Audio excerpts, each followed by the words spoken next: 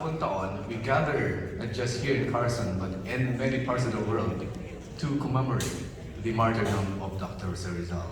But I think the most important question that we have to ask ourselves is, why do we do it? What is the relevance of all the things that we're doing to commemorate not just today, but even the birth of Rizal every June? 19. Right.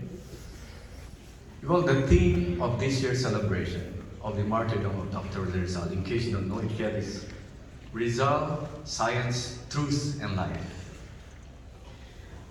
Mga kababayan, if we examine Rizal's life, short life, because he died at the young age of 32, it can be said to have been devoted to three major goals, dedicated to three important and very noble objectives. One is the pursuit of science, two, pursuit of the truth, and three, dedicating his life for our country, which is the ultimate sacrifice. The first goal is the pursuit of science. And what do I mean by that? We all know that by profession, Rizal was an ophthalmologist, right?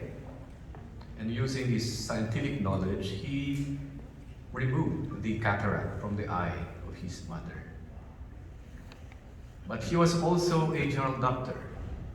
In other words, Rizal was not into superstitious beliefs. He refused it.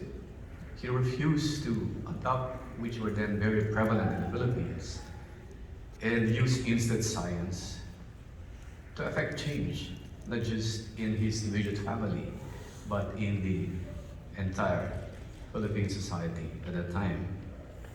Truth. We all know what Rizal did when he was in Europe.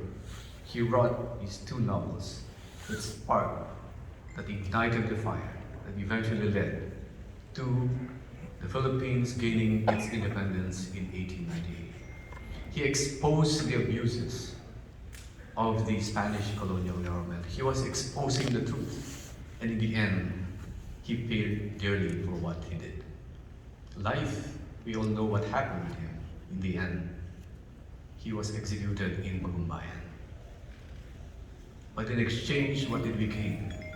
The death of Dr. Rizal, his writings, his adherence to the truth, his exposure of the abuses of the Spanish colonial government, set off a series of events that would end in June 1898, that would give our country its long-cherished freedom. What do these things mean to us, modern-day Filipinos, Filipino-Americans, and Filipinos in other parts of the world? Well, today the world is facing so many challenges, foremost of which is the COVID-19 pandemic. Today, societies the world over are also facing the proliferation of fake news. Because of social media, we don't know anymore which is the truth and which is fake news. In the face of all these challenges, mga kababayan, what do we need to do? Well, we can all be like Dr. Rizal. We don't need to pay the ultimate sacrifice, just like what he did during his lifetime. We can use science too, and in fact, many of our kababayans here in America, especially those in the health service, in the health industry, have already used their scientific knowledge to help fight this scourge called the COVID-19 pandemic. And in fact, many of them have paid their lives just trying to defend our community, our fellow human beings against this COVID-19 pandemic. So this is what we can do. In our own simple ways, we can do a lot. Fighting for the truth, we can do that too. By helping expose what is fake news in the things that we read in media.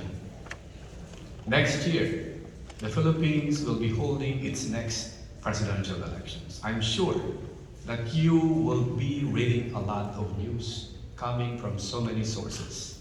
And it's incumbent upon you who are knowledgeable, who are educated, who are more enlightened to help enlighten our fellow Filipinos back home. Enlighten our fellow Filipino Americans who will be able to vote here in America, so that they will be able to really see the truth. And if they see the truth, then they will be able to vote wisely. Because next year, it's not just necessary that you vote. It's not enough that you just exercise your right of suffrage.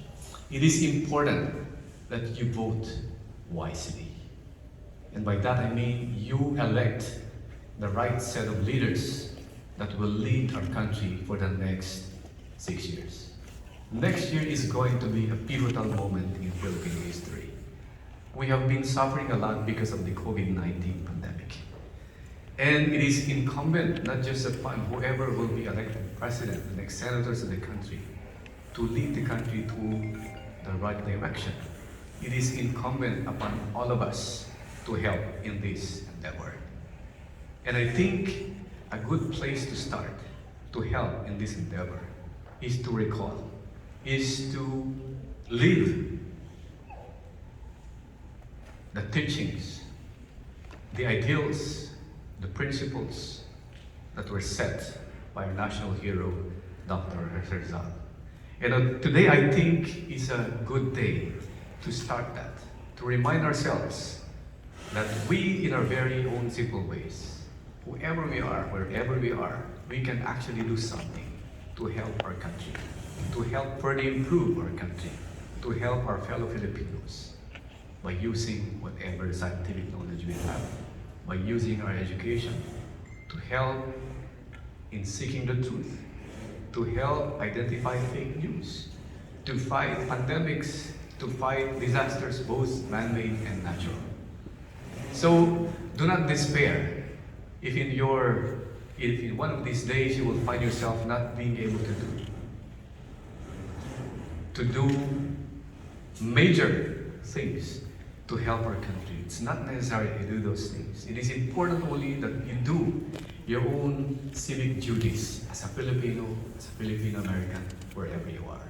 We can all be Jose Rizals in our own simple ways, and let that becoming start today on the occasion of the 125th anniversary of the Martyrdom of Dr. Jose Rizal. Maraming salamat. Good morning.